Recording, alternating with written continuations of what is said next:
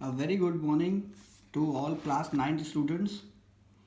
I am sharing another revision video with you for your August test, and this video is comprised with all the important features that are there in the Indian Constitution.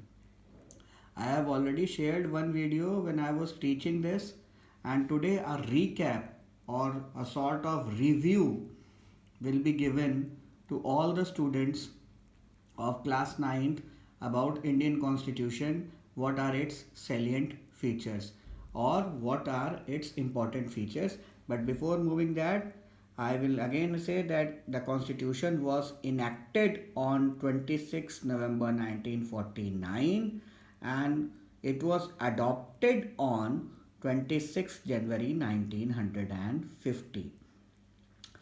So, the important features of Indian Constitution are that it is a sovereign socialism, secularism, democratic republic. Okay, what does the word sovereign means? Let's move on to sovereign democratic republic means India, while making its decisions, or the Indian government while taking its decisions, will not get affected by any other country. India will take its independent decisions, its own decisions. It will not come under the influence of any superpower like America, China, and all. So, the constitution is providing India the sovereignty so it can take its own decision. Who will be the executive head means the president, or it will be a republic. How it will be a republic? Because the head of the Indian constitution will be an elected person like the president. It will not be a person like a king or queen sort of thing, and the republic head will be an elected president that will be elected by all the representatives of the states. Okay, you know how the election of president of India take place. President of India is the head of the republic, and so India is a sovereign democratic republic. Sovereign means it will take its own decision, it will not be affected by any other world, any other country of the world, and it will take its own internal decisions. And secondly, it is a republic because the president of India is elected, it is not selected like a king or queen. It is a socialist state. Socialist state.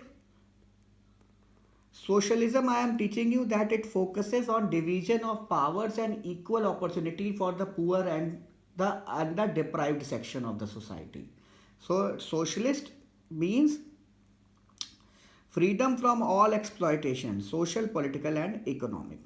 Means equal power. किसी गरीब इंसान को, कोई भी अमीर इंसान जिसके पास power है, या वो नेता है बड़ा, या वो अधिकारी है बड़ा, या वो बिजनेसमैन है बड़ा, कोई छोटे आदमी को दबा नहीं सकता, किसी गरीब आदमी को सता नहीं सकता, किसी का शोषण नहीं कर सकता, किसी का एक्सप्लॉयटेशन नहीं कर सकता. So India is also a socialist state, a secular state. What does the word secular means? The word secular here clearly means that Indian constitution do not divide people on the basis of religion. Every person has the right to follow the religion of its own choice. Indian constitution do not focus on any one particular religion. There is no one religion that is official by the government. The religion of Hindus, Hinduism, the religion of Christians, that is Christianity, the religion of Muslims, that is Islam, the religion of Buddhists, that is Buddhism, Jainism, and what else? The Sikhism. All religions are having equal importance for the government, and all people are equally responsible to follow the religion of their own choice The government do not interfere in any religion, neither the government pushes anybody to follow any single religion.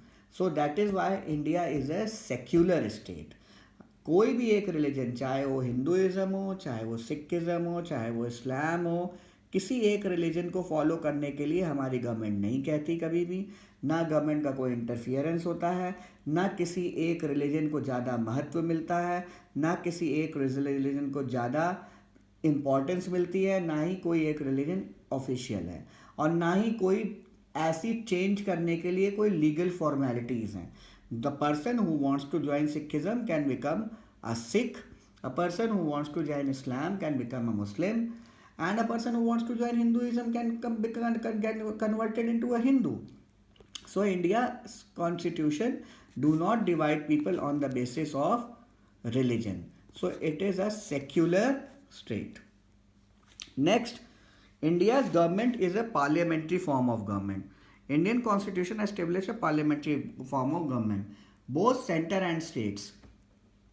As in England, the executive here is responsible for legislation, though the president is the head of the real powers are vested in the cabinet, which is responsible to the Lok Sabha. हमारे यहाँ भी देखा जाएगा elections होते हैं, elections में हम MLAs बनाते हैं, एमएलएज में से एक चुना जाता है चीफ मिनिस्टर। इसी तरह सेंटर में हम लोकसभा में पोलिंग करते हैं, हम एमपीज बनाते हैं, एमपीज सेलेक्ट करते हैं प्राइम मिनिस्टर। तो पार्लियामेंट्री फॉर्म ऑफ गवर्नमेंट है, डेमोक्रेसी है, पार्लियामेंट से सब कुछ चलता है। संसद, that is parliament, is responsible for making all the rules and regulations. Though the president is the head of the state, but president can not abruptly take any decision. He has to follow the advice of the council of the ministers and the prime minister. What the government says, president has to follow. He has special powers in the time of emergency which he can use, but that special powers do not fall daily. So India is having a parliamentary form of government. Next is universal adult franchise. Universal adult franchise means every person in India who is attained the age of 18 is permitted by Indian Constitution to vote in the election. Every person above the age of 18, the government considers that person is not a minor. He has become a major. He has become an adult person. He can think what is right and what is wrong. He can choose the government of his or her choice.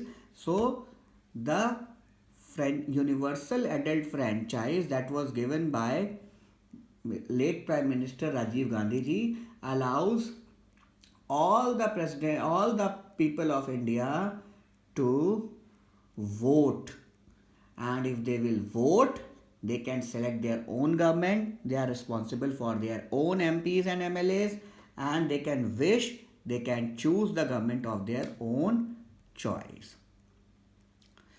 Fundamental rights to the citizens.